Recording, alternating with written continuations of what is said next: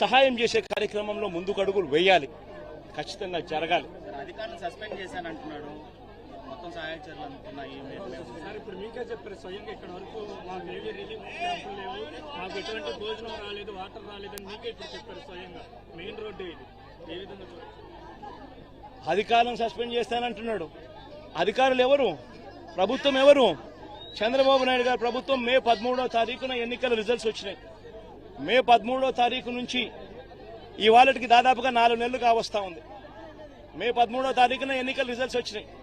మే 13వ తారీఖు నుంచి ఇప్పటిదాకా దాదాపుగా 4 నెలలు కావస్తా ఉంది. 4 నెలలుగా ఆయనే ముఖ్యమంత్రిగా ఉన్నాడు. అధికారులను ఆయనే దగ్గరుండి, ఆయనే ఏ అధికారిని ఎక్కడ పోస్టింగ్ వేయాలి అని చెప్పి ఆయనే దగ్గరుండి ఈ 4 నెలల్లో పోస్టింగ్లు కూడా తానే పూర్తి చేసినాడు. మళ్ళీ ఆయనే పోస్టింగ్లు ఇప్పించుకున్న అధికారులు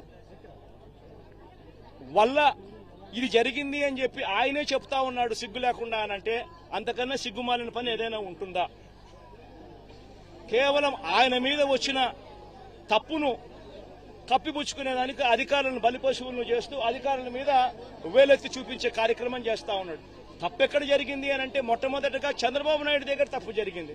అసలు ఫ్లడ్ తుఫాను వస్తా ఉందని నీకు బుధవారం రోజు నీకు సంకేతం వస్తే బుధవారం నువ్వు కన్నా ఒక రివ్యూ తీసుకుని ఉంటే ఆ రివ్యూలో irrigation secretary, revenue secretary, home సెక్రటరీని పిలిచి రివ్యూ తీసుకుని ఉంటే, స్పెషల్ ఆఫీసర్లను పెట్టి ఉండింటే ఎక్కడెక్కడ ఎంతెంత వర్షం ఎంత వర్షం పడబోతా ఉంది అన్న సంఘటన అన్న పరిస్థితులు నీకు తెలుసు. డ్యాంలలో రిజర్వాయర్లు ఎంతున్నాయో నీకు తెలుసు. పై రాష్ట్రాల నుంచి ఎన్నెన్ని నీళ్లు వస్తున్నాయో నీకు తెలుసు. మరి ఇంత సమగ్రమైన ఇన్ఫర్మేషన్ నీ దగ్గర ఉన్నప్పుడు కేవలం ఒక రివ్యూ తీసుకుని ఉంటే ఎవరెవరికి ఏమేం పనులు చేయాలనే బాధ్యతలు అప్పచెప్పుంటే అసలు ఈ రోజు ఈ పరిస్థితి ఉండేదే కాదు కదా. మరి కారణం నువ్వు అయినప్పుడు, నీ మీద తప్పు జరిగినప్పుడు, నువ్వు తప్పు చేసినప్పుడు దాన్ని కనీసం హూందాగా యాక్సెప్ట్ చేసి తప్పు చేశాను అని చెప్పి యాక్సెప్ట్ చేసి క్షమాపణ అడిగి ప్రజలను అడుగులు ముందుకు వేయాలి. కానీ తాను చేసిన తప్పుకు అధికారుల మీద ఏలెత్తి చూపిస్తూ అధికారులను తప్పుపడుతూ తాను అధికారుల మీద నెపాన్ని వేసి తప్పించుకునే కార్యక్రమం చంద్రబాబు చేయడం అంటే ఇంతకన్నా దారుణమైన వ్యక్తి ప్రపంచంలో ఎవడూ ఉండడు.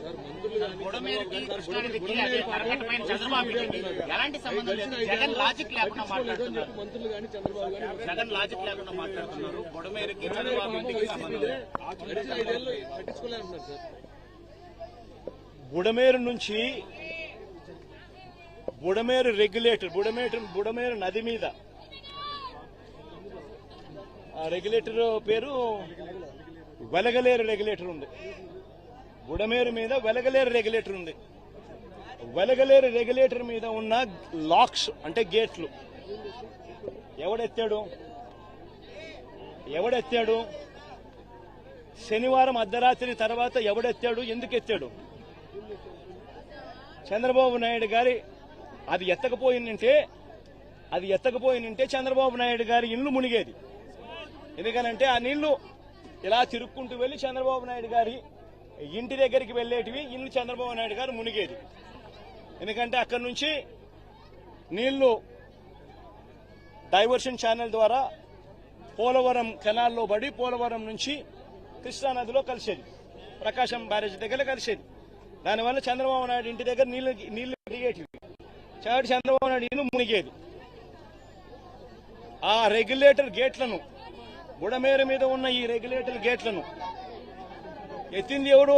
ఎందుకు ఎత్తినాడు? అర్ధరాత్రి పూట హడావిడిగా ఎక్కడ చంద్రబాబు నాయుడు ఇల్లు ఇంకా మునిగిపోతుందేమని. అది ఎత్తడం వల్ల నీళ్లు ఏం జరిగింది? ఆ గేట్ల నుంచి వచ్చే నీళ్లు నేరుగా ఎక్కడికి వెళ్తాయి? విజయవాడకే వస్తాయి.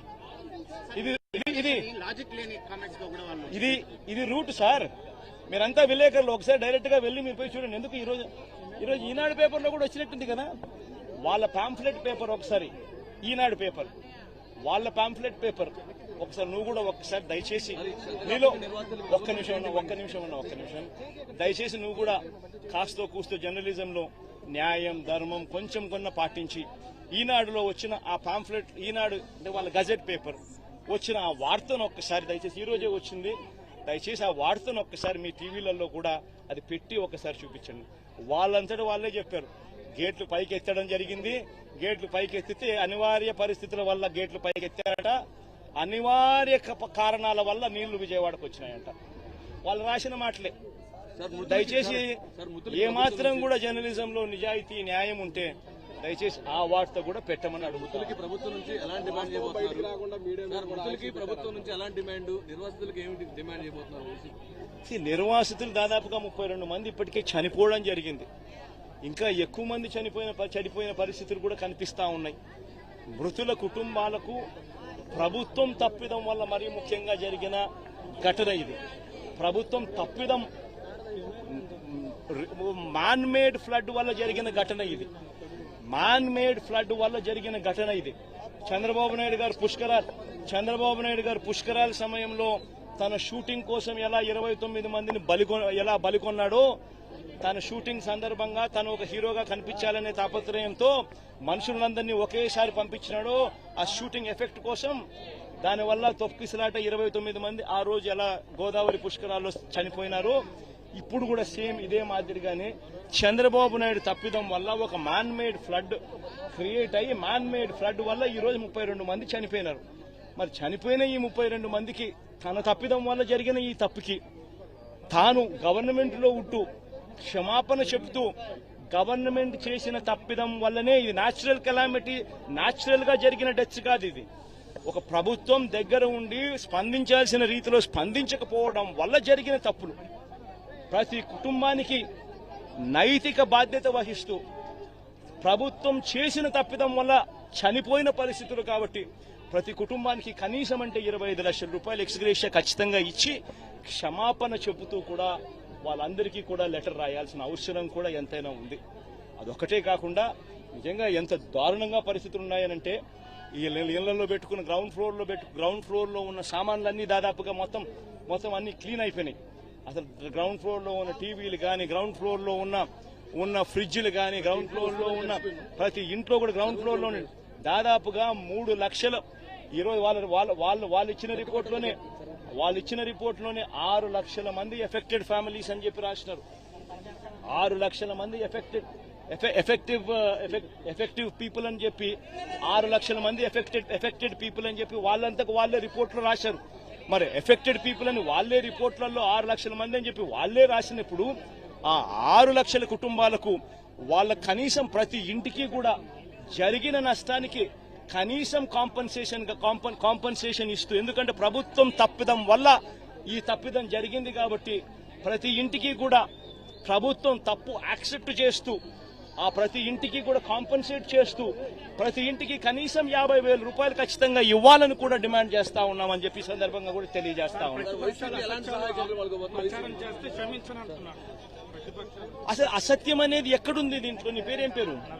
నవీన్, నువ్వే చెప్పు. నవీన్, అసత్యం అనేది ఎక్కడుంది చెప్పు. నేను చెప్పిన ప్రతి మాట కూడా ఎక్కడ అసత్యం కనిపిస్తా ఉందో మీరే దయచేసి చెప్పమని అడుగుతా ఉన్నా.